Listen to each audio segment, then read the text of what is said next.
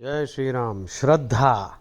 Now this word Shraddha occurs in Bhagavad Gita several times. Now let us look at Shraddhavan, a faithful person. Now the word faith in English has a negative connotation.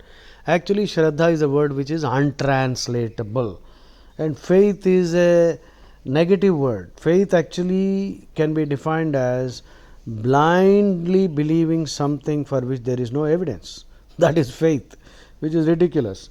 I would never want to have any faith in anything, because that would be dumb, that would be stupid. Whereas Shraddha is a much more sophisticated word. Shraddha is a very complex word. In fact, it is untranslatable. And if at all I attempt a definition of Shraddha, this word faith will be there, but then I will have to chip away all the negative encrustations of this word. Faith, solemn faith, minus all the irrationalities that come with the word faith. And how is the word Shraddha defined? Adi Shankaracharya, Jagat Guru Adi Shankaracharya defined it as Guru Vedanta Vakyeshu Drudho Vishwasaha Shraddhaha. So, firm belief in the firm conviction. Conviction is a more positive word. See, belief is a very mild word. If belief is a plank of, let us say, wood, a plywood, if you put 4 legs underneath that and make it like a table which can stand firmly, that is conviction.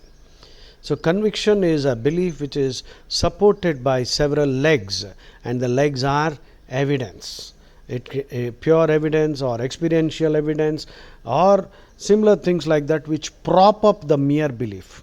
So conviction is a firm positive word. Then faith. Faith is a silly word.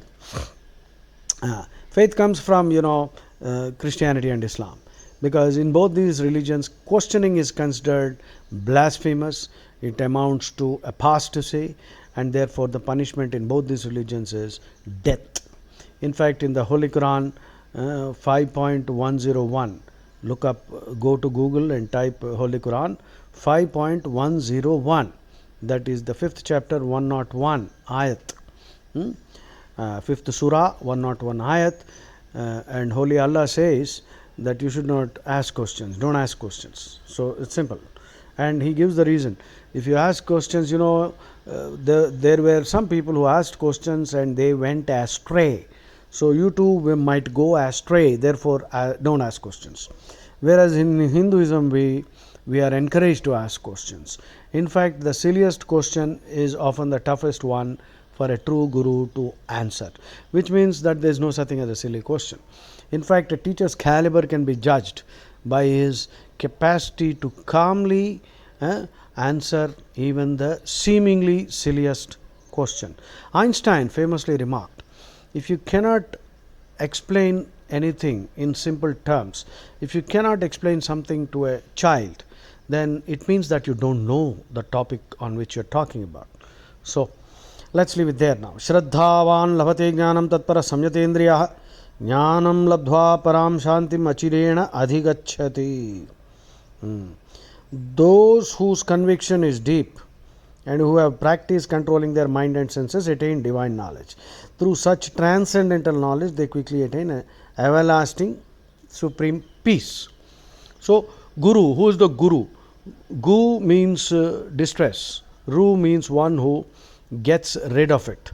So, all Gurus are not Gurus. There are Gurus and there are Gurus. Adi Shankaracharya in the Bhajagovindam said, Jatilo Mundi, Lunchita Kesha, Kashayambara, Bahukruta Vesha, Pashanapina, Pashati Mudha, Udaranimitam Bahukruta Vesha. People have become so gullible, impressionable, starry eyed that they do Chamatkar ko Namaskar. Chamatkar ko Namaskar. If some fellow has a big hairdo or Jatilo Mundi, lot of hair, no hair, Mundi, Lunchita Kesha, or tresses, locks of hair, long hair. Kachayambara Bahukruta Vesha. Some fellow wears an ochre dress, some fellow wears a blue dress or white dress, or some fellow wears nothing. Pashyannapi na pashyati mudha. Though they are seeing, they are not able to see. This is These are the special kind of blind people. They have eyes and still they are blind. They see but they don't observe. And what is it that they don't observe? That all these monkeys, these chimpanzees who are claiming to be saints, these fellows are all doing it to feed themselves. Udaram is potta, the stomach. So Shankaracharya has already condemned all these pseudo gurus. Now, a guru can only be one who can really impart knowledge, who has absolutely no negatives in him, who loves the whole of mankind, and who does not eat meat in the first place. So there is no question of killing. Now, if you see Christian saints and all these mullahs, they slaughter goats, and our Hindus are worshipping Moon Mia, Chand Mia, who is also slaughtering goats, and is also offering the leg of the goat, or do you want the testicles of the goat? And this man is a god. Now, what to do with these gullible Hindus? Let us hope that they are also listening. So, Guru Vedantya Vakyeshu Drudho Vishwasaha Shraddhaha. Vedanta is the cream of the Vedas, the Upanishads, the knowledge, Jnana Kanda. And Bhagavad Gita is the quintessence of Vedanta. So if you want to understand Vedanta, don't have to waste your time studying all the Vedas and all the 108 Upanishads as listed by Sri Ramachandra in Muktiko Upanishad. You don't have to do that also. Just have to study Bhagavad Gita. Krishna made it so easy for you. Krishna is the ultimate cognitive scientist and professor par excellence. So when he has simplified it to such an extent, why don't you listen to him? And through me, Krishna is getting to you. At least listen to me and promote my YouTube channel. Pass on these videos. I'm not good at Telugu, so little bit of Telugu once in a while, but I aim to influence the English audience, the Western audience. And there are lots of youngsters in India also who are more comfortable with English thanks to the Macaulay education system. I was myself a Macaulay Putra at one time. But excess pushed inwards. So when they pushed too much, I realized that no, this is all rubbish, this is bull crap, bullshit. And I got rid of the colonial mindset. Now I am a firm Hindu. I am a champion of Hindutva, and my task is rebooting Hinduism, rebooting Hindu society. So now let us go to the next slokam, Shraddhavan. Now Shraddhavan occurs in a couple of places. The second one is 6th chapter 47th shloka. Please make a note, 647. Krishna says, Yoginam api sarvesham madgate nantaratmana shraddhavan bhajate yumam.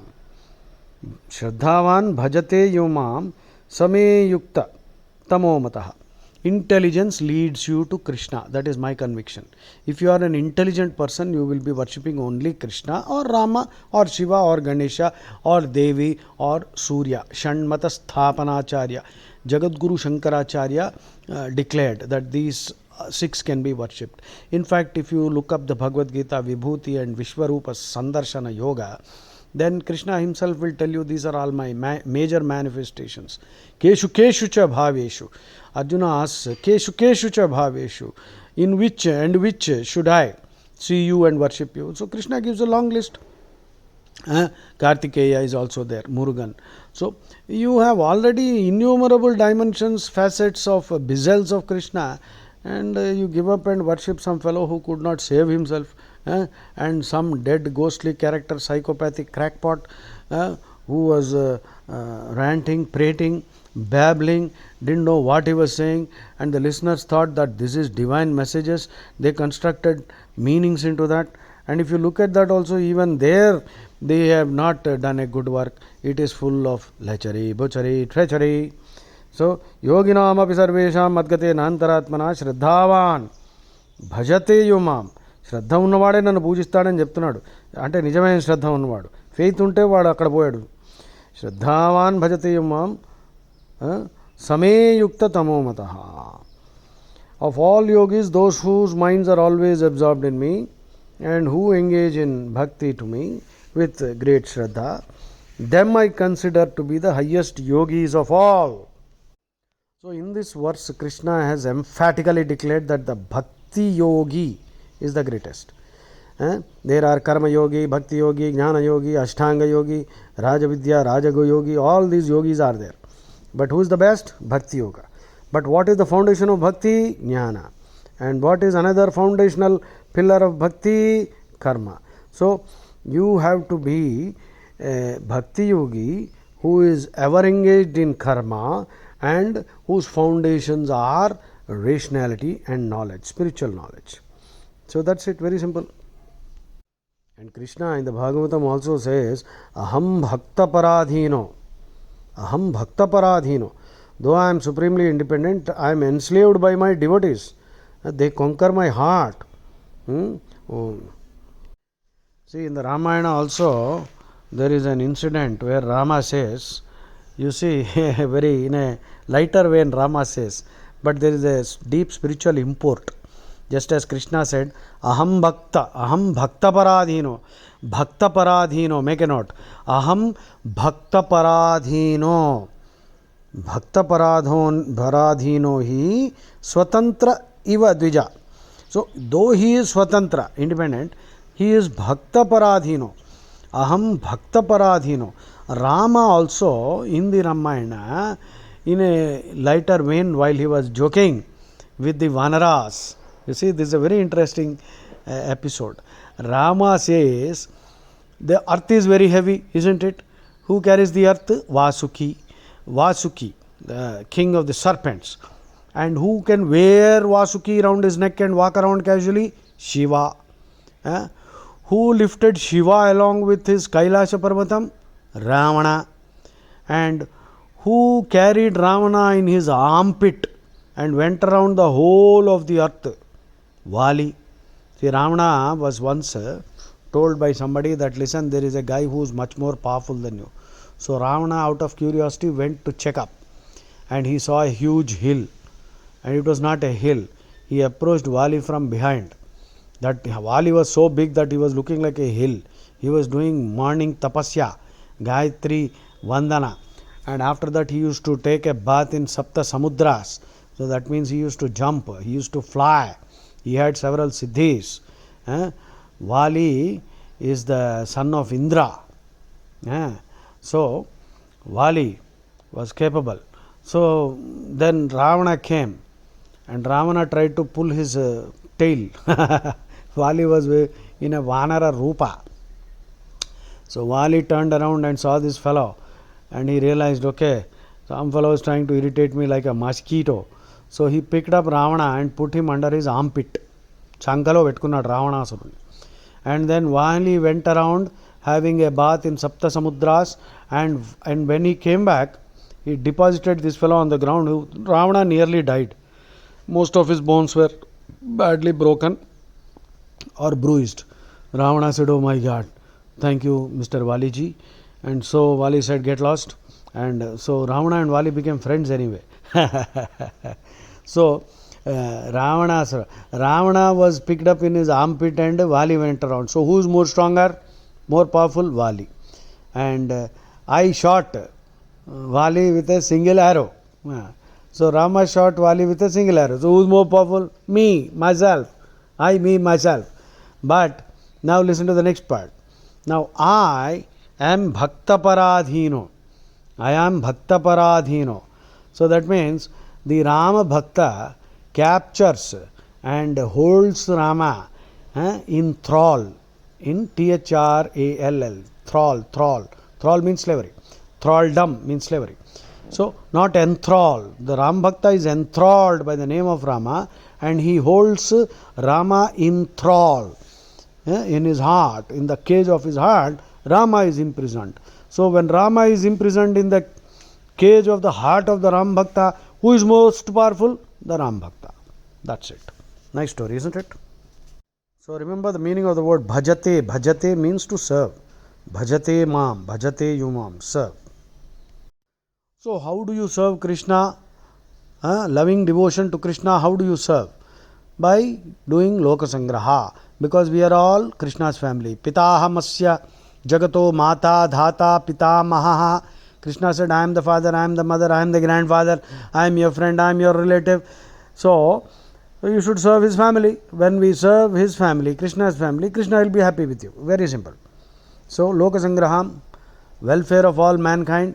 Of course, in this process, sometimes we have to punish the evildoer, and perhaps in a battle, if there is a war, you have to kill so that he gets a fresh body, and then at least then he will become a Krishna Bhakta. Very simple logic. And this word Shraddhavan occurs in 18th chapter, 71st shloka. Shraddhavan anasuyascha shrunuyadapi yo naraha sopi mukta shubhan lokan prapnuyat punyakarmanam. So Krishna is saying, even those who only listen to this knowledge with Shraddha, with conviction, and without any nitpicking. Asuya in Sanskrit means finding fault in the good. So some idiots are there who will find fault in Krishna's statements. You can ask questions, remember. Ask questions with the right attitude. And if you have the wrong attitude, we can know the moment you ask the question, your facial expression, your tone and everything will reveal your inner state of mind. This is called Ingita Jnanam. Ingita Jnanam is a Sanskrit word. In Telugu it means common sense. But Ingita Jnanam in Sanskrit is the ability to understand the state of the mind by looking at the person's demeanor, the mien, the tone, the body language, the choice of words, everything. Hanuman had this tremendous ability. Everyone rejected Vibhishana, but Hanuman, with his powerful capacity for Ingita Jnanam, told Rama that yes, Vibhishana can be accepted. He is not a cunning predator who has come to backstab us. No.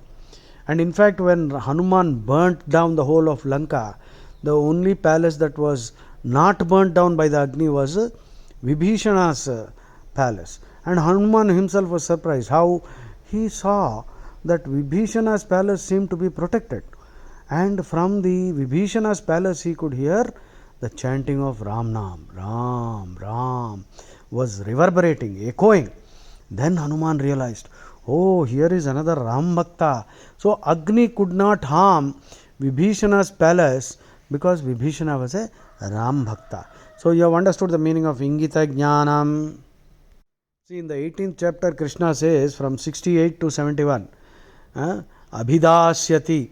Abhidasyati means one who teaches, one who talks about Bhagavad Gita, delivers talks on Bhagavad Gita. Number one. Adhyeshyate, one who studies Bhagavad Gita. Shrunute, one who listens. Shraddhavan anasuyascha shrunuyadapi yo naraha sopi mukta shubhan lokan prapnuyat punyakarmanam. So one who teaches, one who preaches, one who studies, one who listens, all are equally blessed. So Shraddhato Vinevadu. Now, so not everyone has the Shraddha to comprehend the deep import of the dialogue between Krishna and Arjuna. Import means meaning, the profound import. So Krishna reassures that if you preach, which requires a greater amount of involvement, so not all can preach. Because some people, if you can't utter the shlokas correctly, no problem. Get somebody to chant the shlokas. But with your experience in life, why don't you? Because you can look at so many saints we had. The saints coming from all kulams. Remember, caste does not exist. So, I don't even want to use the word Dalit. There were no Dalits anyway. Dalit is a new word concocted. So, kulam. From all kulams, great saints rose in Sanatana Dharma. Those who did not know Sanskrit also, we touch their feet and we worship them. Nayanmars are there, Alvars are there, and innumerable saints in the north and from all over the country. So don't we touch their feet? Don't we worship them? Did they know Sanskrit? No, they did not. So that is a simple example. So if you also cannot pronounce and chant Sanskrit correctly, I am not a master of Sanskrit, but I am doing my bit. So no problem, get somebody to chant the shlokas and you give out the meaning using the experience that you have acquired in life. That is sufficient. Those who preach, those who study and those who listen, all of them are equally blessed. In fact, in the life of Adi Shankaracharya, he gave an illustration. See, there was a guy called Sananda who became the disciple of Shankaracharya. This Sananda, one day all the disciples assembled and the class had to start, and the Guruji Shankaracharya was waiting for Sananda. Sananda was washing Shankaracharya's clothes somewhere near in the Ganges. So the disciples said, "Sir, anyway he does not understand anything, he is not so intelligent, so please start the class." So Shankaracharya said, "No, no, no. See, he listens with great Shraddha, so I want him also to come to the class." So disciples were wondering, okay, theek hai Baba, once the Guruji said something, you have to keep quiet. So Shankaracharya shouted, "Sananda, Sananda." So Sananda was, half a kilometer away, he was washing the clothes. So he heard the loud shout, "Sananda," of Jagat Guru Shankaracharya. So Sananda started running. He was on the other side of the Ganges.